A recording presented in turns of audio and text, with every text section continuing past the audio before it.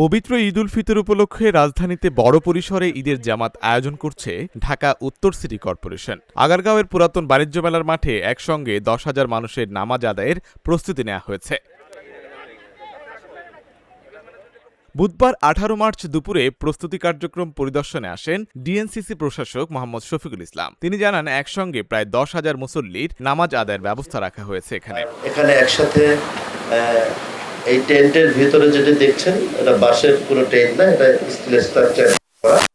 বাড়তি করে আমরা যাতে আরো বেশি মানুষের নামাজ আদায় করতে পারে, এর জন্য আমরা এক্সটেনশন করেছি।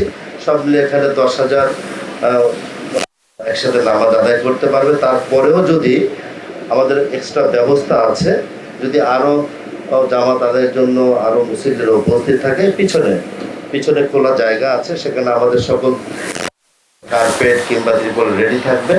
যখন উপস্থিত থাকবে আমাদের কর্মীরা সাথে সাথে নামাজের জায়গাগুলোতে যায় নামাজ সহকারে দিচ্ছে।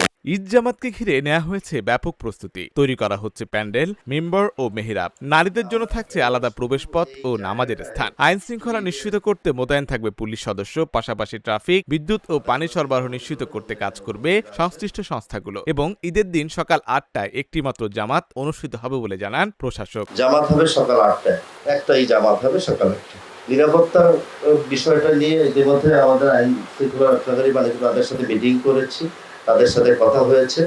একদম যতটুকু সম্ভব সর্বোচ্চ নিরাপত্তার ব্যবস্থা। এদিকে রাজধানীর জাতীয় ঈদগাহ ময়দানেও কেন্দ্রীয় ঈদ জামায়াতের প্রস্তুতি প্রায় শেষ পর্যায়ে। সেখানে চলছে প্যান্ডেল নির্মাণ সহ সার্বিক প্রস্তুতি।